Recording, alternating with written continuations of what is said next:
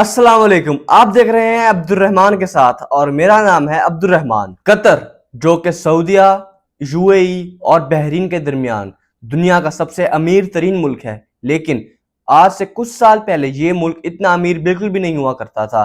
लेकिन आज इसकी पर कैपिटा इनकम $1,28,000 से भी ज़्यादा है, जो कि यूएसए, सिंगापुर और सऊदी अरेबिया से कहीं ज़्यादा है। बड़ी बड़ी बिल्डिंग्स, महंगी महंगी गाड़ियाँ, लेकिन आज से कुछ साल पहले ये सब कुछ कतर में नहीं हुआ करता था। लेकिन अब कतर मिडिल ईस्ट का वेगस बन चुका है। आज इस वीडियो में आपको ये बताने जा रहा हूं कि आज से चंद साल पहले कतर में सिर्फ भूख, गुर्बत और बोरियत के अलावा और कुछ नहीं था, और एक गर्म उबलता हुआ सहरा।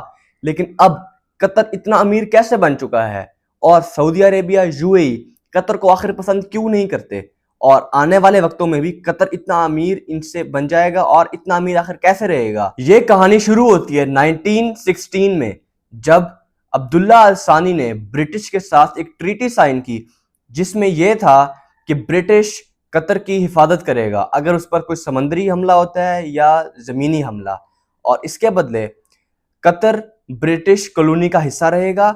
नंबर 3 ये है कि कतर में से जो रिसोर्सेज निकलेंगे उनमें ब्रिटिश का भी शेयर होगा। 1940 में कतर में ऑयल को निकालने का काम शुरू हो चुका था, और ये काम 1960 तक जोरों खरोश के साथ जारी रहा, और कतर की हालत आहिस्ता आहिस्ता संवरना शुरू हो गई। फिर 1970 में शेल ऑयल कंपनी ने इस मुल्क के सबसे कीमती खजाने को दरियाफ्त किया, जो कि था नॉर्थ फील्ड, जो एक नेचुरल गैस फील्ड है।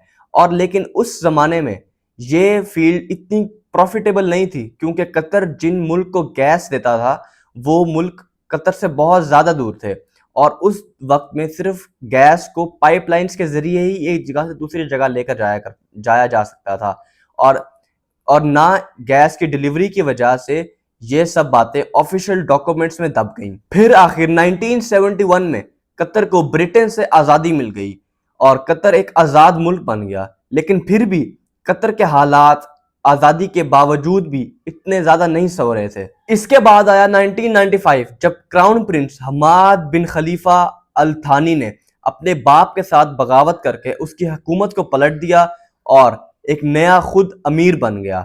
इस नए अमीर का सिर्फ एक ही फोकस था, और वो थी गैस। इसका ख्याल था कि कतर की तकदीर सिर्फ गैस ही बदल सकती है, तो इसने एक रेयर टेक्नोलॉजी गैस लिक्विफिकेशन पर बहुत ज़्यादा पैसा खर्च किया, जो होती कुछ यूं है कि गैस को लिक्विड फॉर्म में तब्दील कर लिया जाता है और उसको एक जगह से दूसरी जगह इजीली कैरी किया जा सकता है। तो इस अमीर ने इस लिक्विफिकेशन पर बहुत ज़्यादा पैसा लगाया। कतर से गैस इंपोर्ट करने वाले मुल्क चाइना, स्पेन, इंडिया, बांग्लादेश और नॉर्थ कोरिया हैं।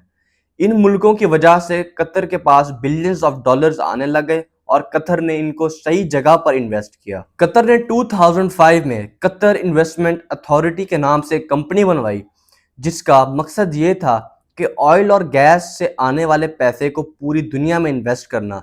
इसीलिए आज दुनिया में जो भी बड़ी कंपनी है और जितनी भी बड़ी बिल्डिंग्स हैं, उन सब में आपको कतरी इन्वेस्टमेंट नज़र आती है।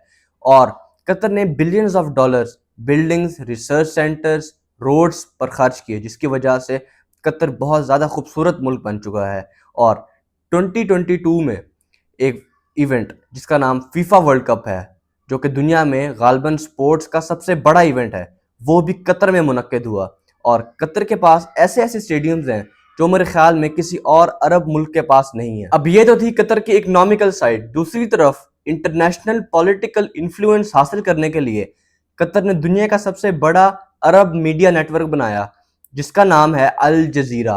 अल जजीरा कतर की आवाज़ दुनिया तक पहुंचाने में बहुत अहम किरदार अता करता है। 2010 की अरब स्प्रिंग्स के दरमियान सऊदी अरेबिया, यूएई और दीगर 4 ममालिक ने कतर को बायकॉट कर दिया, लेकिन तुर्की, ओमान और ईरान ने कतर का साथ दिया, और ये सब न्यूज़ दुनिया वालों तक अल जजीरा के थ्रू पहुंची। कतर को गैस की वजह से एक और फ्यूचर में बहुत बड़ा एडवांटेज है, क्योंकि एक्सपर्ट्स का कहना है कि इलेक्ट्रिसिटी ऑयल को 2030 या मैक्सिमम 2040 में 100% रिप्लेस कर देगी। और जहां तक बात रही गैस की, दूर दूर तक गैस को रिप्लेस करने वाला प्रोडक्ट नज़र नहीं आ रहा। اور رشیا یوکرین وار کی وجہ سے یورپین کنٹریز بھی گیس اور آئل قطر سے ہی لے رہے ہیں۔ آخر میں یہ کہنا چاہوں گا کہ قطر میں ایسے لوگ بہت سے موجود ہیں جن کا تعلق پاکستان، انڈیا، بنگلہ دیش اور نیپال سے ہے۔ یہ لوگ صرف پیسے کے خاطر ہی قطر آئے ہیں کیونکہ ان کا ملک سٹیبل نہیں ہے اور ان کے ملک میں پولیٹیشنز ہر وقت آپس میں لڑتے جھگڑتے رہتے ہیں، اور یہ لوگ محنت مزدوری کرتے ہیں قطر میں، پسینہ بہاتے ہیں اور پھر پیسے کماتے ہیں۔ نہ جانے ایسا وقت کب آئے گا جب ان کے ملک سٹیبل ہو جائیں گے اور یہ اپنے ملک واپس جا کر سکھ کا سانس لے سکیں گے۔